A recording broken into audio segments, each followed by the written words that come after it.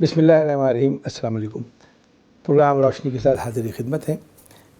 اس سے پہلے ہم نے گفتگو کی تھی سلسلہ کوثر کی پہلی کتاب آب کوثر پہ۔ آج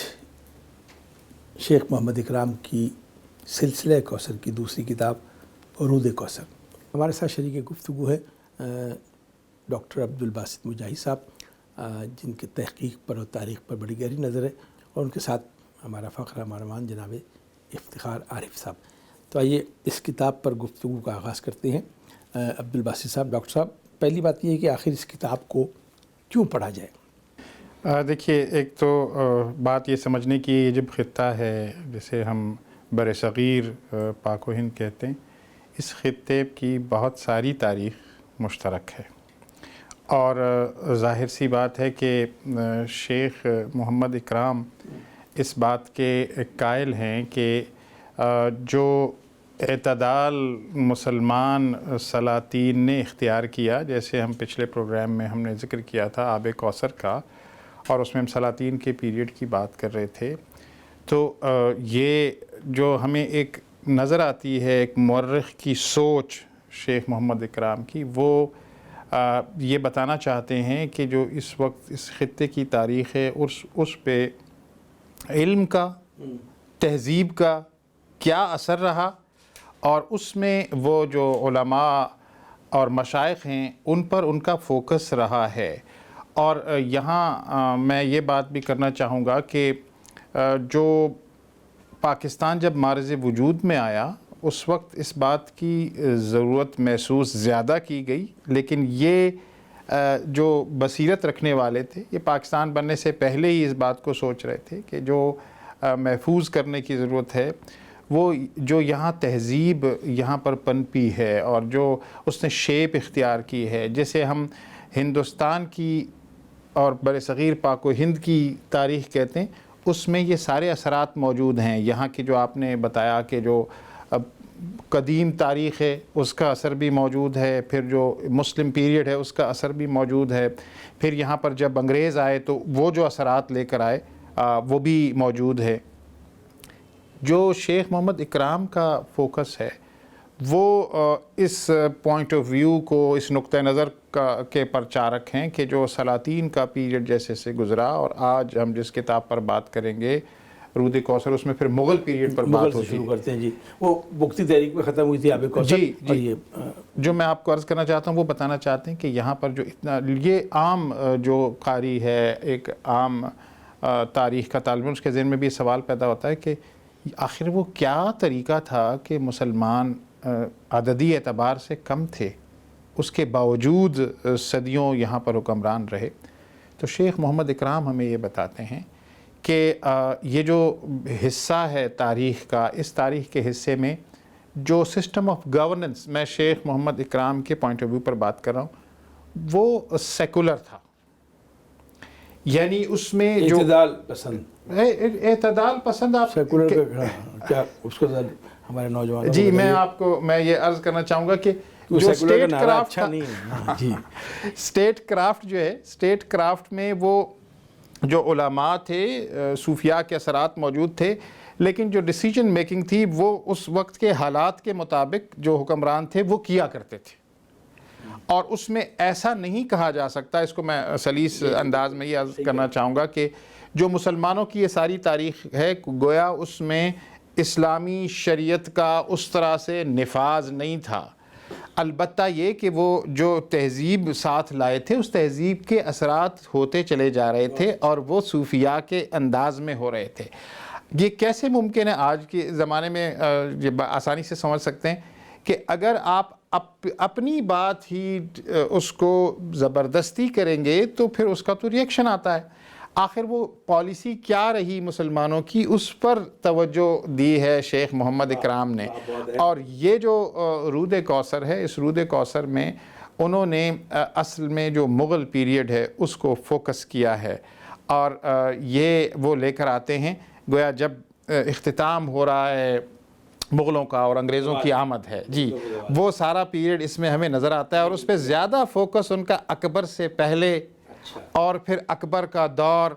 اور اس کے اندر جو مباحث ہیں پھر اس کے ساتھ ساتھ وہ ذکر کریں گے یہاں پر شیخ احمد سرہندی کا، اور شیخ احمد سرہندی نے کیا خدمات سر انجام دی وہ بھی ہمیں بتا رہے ہیں۔ لیکن ایک بات بہت اہم ہے جو میں اس پروگرام کے توسط سے ناظرین کے گوش گزار کرنا چاہتا ہوں، جو شیخ محمد اکرام کے ہاں میں چیز نظر آتی ہے، جو ایک خاصے کی چیز نظر آتی ہے، وہ یہ ہے کہ وہ اعتدال پر رہتے ہیں۔ وہ ان کا جو بیان ہے اس میں کوئی انتہائیں نہیں ہوتی ہیں، اور وہ ایک سینتھیسس کے قائل ہیں، لوگوں کو قریب لانے کے قائل ہیں۔ وہ ایک جانب تو اکبر کا دفاع اس لحاظ سے کرتے اس رود کوثر میں نظر آتے ہیں کہ جو اس نے طریقہ اختیار کیا، کچھ تجاوزات کیے جو لوگوں کا خیال ہے دین اسلام کے بارے میں، جسے دین الہی کا نام دیا گیا۔ شیخ محمد اکرام کا یہ خیال ہے کہ وہ ایک کلٹ تھی، مذہب نہیں تھا، یعنی ایک نقطہ نظر تھا، یوں سمجھ لیجئے، جو اکبر کا تھا۔ اور اس میں وہ اس کے لیے بہت طویل اس میں انہوں نے مباحث کیے ہیں، اور وہ مرید کا لفظ استعمال ہوا تھا جو اکبر کے مزاج کے مطابق انٹرپریٹیشن کو مانتے تھے۔ ان کا یہ خیال ہے جو باقی خیالات سے بالکل یگانہ ہے،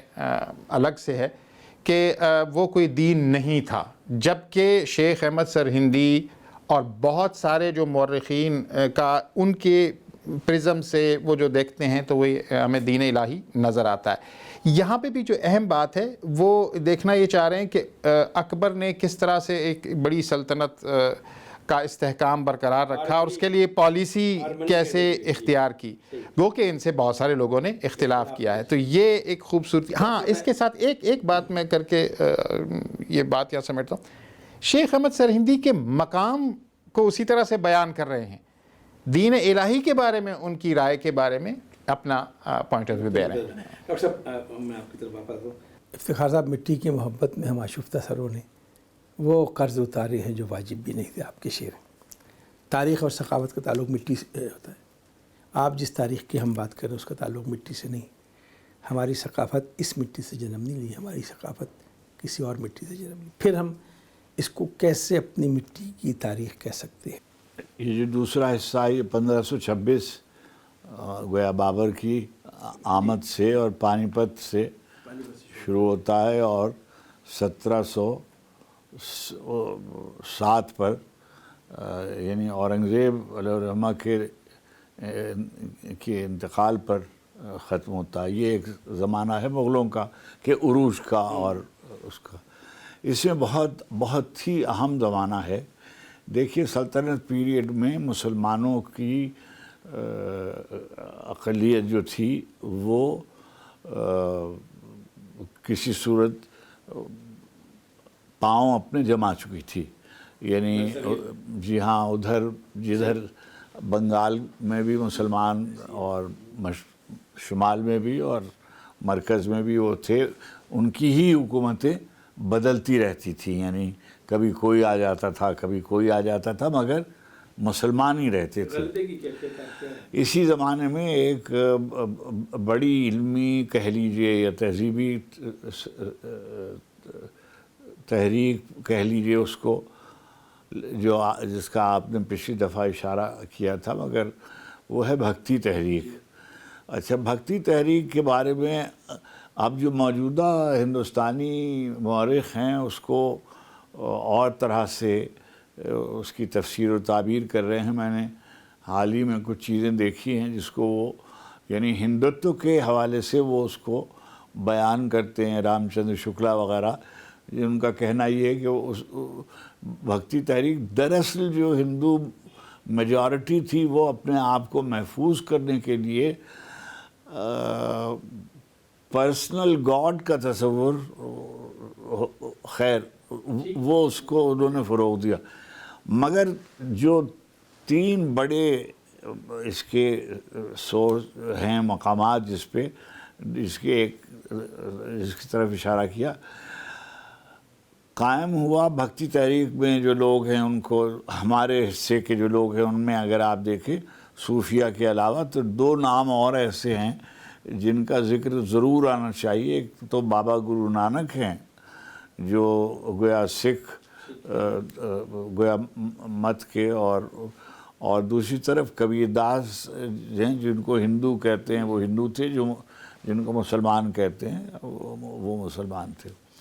اب جو یہ زمانہ ہے، اسی زمانے میں دونوں بڑے ایپک ہندوؤں کے بڑے شاعر جنہیں کہتے ہیں، بلکہ تینوں بڑے شاعر، تلسی داس اور سور داس اور میرا بائی، یہ تینوں اسی زمانے کے، یعنی ان تینوں کے بڑے شاعروں کا ہونا بتا رہا ہے کہ وہ اپنی ہندو شناخت کے بارے میں بہت حساس تھے اور وہ اس کو برقرار رکھنا چاہتے تھے، اور کوئی اور طریقہ نہیں تھا بجز اس کے کہ وہ اس کو گویا اپنے پرسنل گاڈ کے، چاہے وہ سری کرشن جی کے حوالے سے ہو، چاہے وہ شری رام چندر جی کے حوالے سے ہو، اس کو محفوظ کرنا چاہتے تھے۔ چنانچہ یہ جو متھرا اور برنداون اور دوارکادھیش کا مندر اور ایودھیا، یہ سب جو ہے یہ اسی زمانے میں، اس سے پہلے اگر آپ دیکھیے تو تاریخ ان کے بارے میں بہت زیادہ نہیں بیان کرتی۔ اب ہمارا زمانہ شروع ہوتا ہے مسلمانوں کا، بابر کے، ہمایوں اور شیر شاہ، اور اب استحکام کا زمانہ شروع ہوتا ہے، اور مغلوں نے اس چیلنج کا مقابلہ کیا، اور جیسے ڈاکٹر صاحب نے جس کا ذکر کیا دین الہی، تو جلال الدین محمد اکبر نے بہت سی باتیں ایسی کی کہ جو یعنی ظاہر ہے کہ مسلمانوں کے نقطہ نظر سے نہیں بالکل مختلف بھی تھیں اور کافرانہ بھی تھیں، اور گویا اس کی توجیہ اور توضیح جو ہے وہ سجدہ تعظیمی اور جلال الدین محمد اکبر کے نام سے استفادہ وغیرہ یہ جو تھا، چاہے وہ ان کے درباریوں نے کیا ہو، مگر ذمہ داری جو ہے وہ اکبر کی ہے۔ اچھا، اب اس میں ظاہر ہے کہ اس کو بھی دخل تھا کہ اس کو ملانا بھی تھا، چنانچہ اس نے راجپوتوں میں شادیاں کیں، اور ایک بہت بڑے آدمی یعنی مان سنگھ جو مہارانا اور بڑا عہدہ بھی دیا اور ادھر فتح آبی کے لیے ہماری طرف بھی بھیجا، تو اکبر نے دین الہی وغیرہ کا جو قصہ شروع کیا۔ اب ایسے میں دو بڑے آدمی جو تھے وہ منصہ شہود پر آئے اس زمانے میں، ایک تو جس کا ذکر کیا کہ حضرت شیخ سرہندی۔ اب شیخ سرہندی علیہ الرحمہ جو ہیں، ان کی ذات گرامی، ان کے تصورات اگر آپ اس پہ بحث کریں گے تو بہت سے لوگوں کو اس پہ اختلاف کی صورتیں پیدا ہوں گی۔ ان کا جو تصور قیومیت ہے اس سلسلے کا، کہ خواجہ باقی باللہ اور خود حضرت مجدد اور حضرت خواجہ معصوم، یہ جو لوگ تھے کہ ہر زمانے میں ایک جیسے غوث ہوتا ہے، ہر زمانے میں ایک قیوم ہوتا ہے جس کے اوپر یہ کائنات کے جو تقدیر ہے یہ قائم ہوتی ہے اس پہ۔ تو تصور قیومیہ، اور جو ان کی کتاب ہے روضۃ القیومیہ، اس کے بہت سے مقامات ایسے ہیں کہ جن کو آپ پڑھ کر اس وقت چاہیں تو بہت اس پر گفتگو ہو سکتی ہے۔ مگر ایک بات یہ ہے کہ دین الہی کی وجہ سے شاعر اسلامی اور تحریک اسلامی کو جو نقصان پہنچ رہا تھا، اگر مجدد نے اس پر بند نہ باندھا ہوتا تو صورت احوال کے بگڑ جانے کے امکانات بہت تھے، کیا بگڑ رہے تھے۔ شیخ نے اس کے لیے قید و بند کی صعوبتیں برداشت کی، اور میں سمجھتا ہوں کہ بر صغیر کی تاریخ میں وہ واحد شاید بزرگ ہیں جنہوں نے اعلائے کلمہ حق کیا اپنے زمانے کے بہت بڑے جابر کے سامنے۔ چنانچہ اقبال نے جو ان کے لیے ترانے سرہندی پیش، ایک تو یہ بات۔ اچھا، بالکل اس سے ایک اور قصہ ہے کہ اہل تشیع کو کچھ آزادی ہوئی اپنی بات کہنے کی، ایران کے راستے ایرانی آنے لگے تھے، کیونکہ ہمایوں آئے تھے تو ہمایوں کے ساتھ بہت سے لوگ آئے خود اکبر کے دربار میں، شیعہ علماء جو تھے ان کا اثر و نفوذ خاصا تھا، نور جہاں اہل تشیع سے تعلق رکھتی تھی۔ نتیجہ کیا ہوا کہ جو اہل تشیع کے جو تیسرے بڑے شہید کہلاتے ہیں قاضی نور اللہ شوستری، وہ اسی زمانے میں یعنی مغلوں کے زمانے ہی میں، اور ان کو نور جہاں کے ہوتے ہوئے جہانگیر نے ان کو یعنی ان کا سر قلم کرنے کا حکم جاری کر دیا گیا، جو بھی حالات رہے ہوں۔ اور سبب اس کا یہی تھا کہ ان کی جو کتابیں تھیں اس میں سے وہ قاضی تھے حالانکہ شہر کے اور سلطنت مغلیہ کے، مگر ان کے ہاں سے ایسے قابل اعتراض چیزیں، یعنی میں کہنا یہ چاہ رہا ہوں کہ اس زمانے میں بھی یہ ذرا سی باتوں کو نکال کر گردن زدنی قرار دیا جاتا تھا۔ یہ اچھا، دوسرے میں ایک گزارش اور کروں، بالکل کیا ہوا کہ اچانک اکبر کا ایک رول بیک ہوا اور اورنگزیب نے فتاوی عالمگیری اور جو کنزرویٹو اسلام جس کو آپ انگریزی میں کہتے ہیں نا، کہ جو لٹرلسٹ تھے،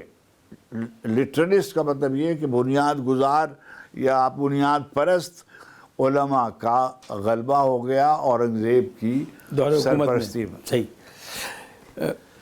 گفتگو اشفاق احمد صاحب کا جملہ ہے کہ تاریخ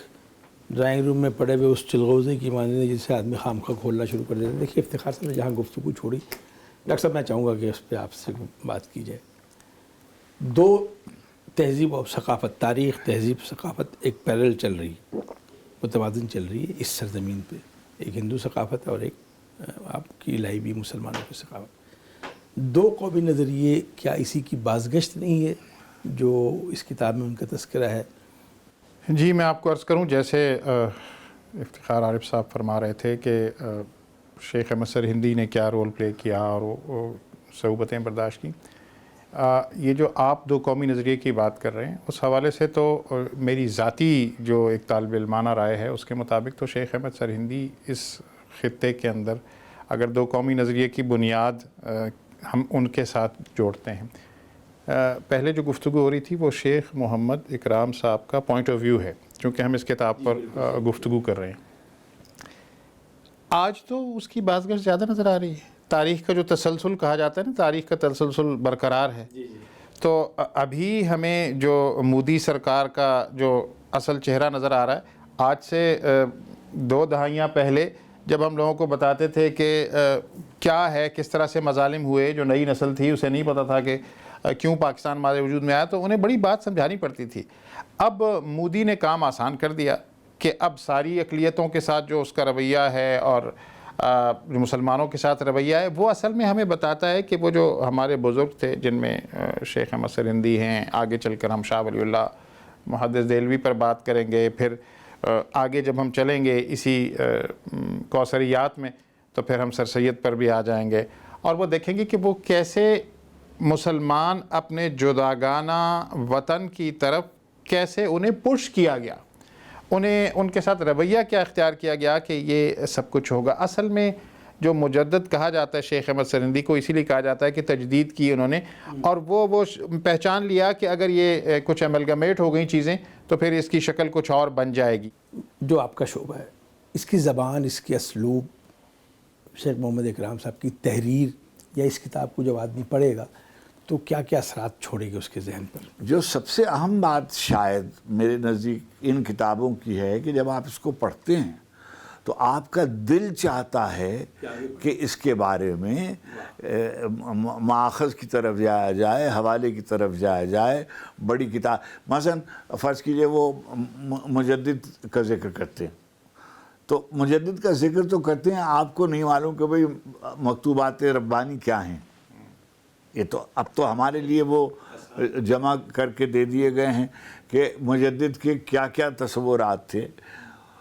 ملفوظات میں کیا کیا فرمایا اور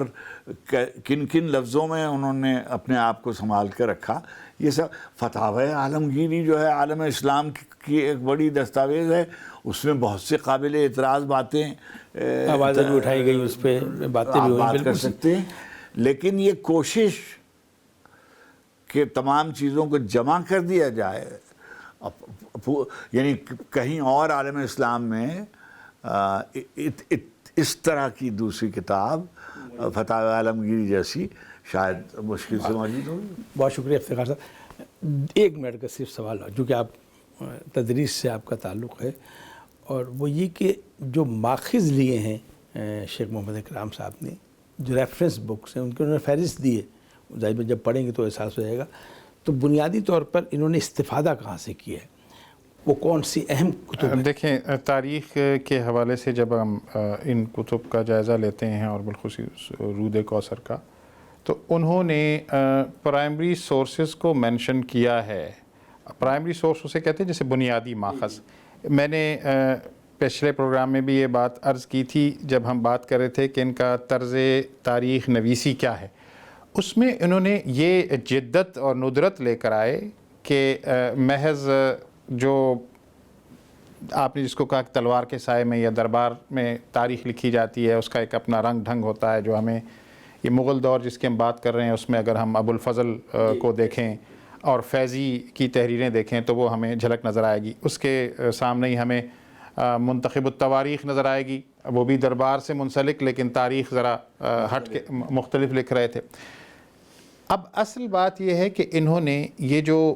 چونکہ علم کے ساتھ, صوفیاء کے ساتھ, تہذیب کے ساتھ جوڑنا چاہا, تو اس میں انہوں نے جو ملفوظاتی ادب ہے, جو صوفیاء لکھا نہیں کرتے تھے کہا کرتے تھے, اور وہ سینہ بسینہ اور تحریر میں لائی جاتی تھی, اس کو اس دور کے منظر نامے کو سمجھانے کے لیے انہوں نے مینشن کیا ہے. اور اس کے بعد یہ چلن اب ان کے بعد چل پڑا ہے. اب لوگ جو کام کرتے ہیں, اگر کوئی چشتی بزرگوں کی سلاطین کے ساتھ جو روابط تھے ان پر تنویر انجم نے کام کیا ہے, تو وہ پھر اسی طرح کا کام ہے, اسی سے انہوں نے گویا ایک اثر لیا ہے. فقہی اختلافات کی جھلک نہیں ہے اس میں؟ ہاں نہیں, بالکل نہیں. جی بالکل. میں نے جیسے میں نے کیا کہ اعتدال کا دامن انہوں نے سنبھالے رکھا ہے اپنی اس تحریر اور میں. یہ اس کی مقبولیت کی وجہ. بہت بہت شکریہ ڈاکٹر صاحب, آپ کا افتخار ہے صاحب آپ کا. اور علم کا مرکز و محور ہے کتاب. کتاب سے دوستی رکھیے. شکیل اختر کو اجازت دیجیے. اللہ نگہبان.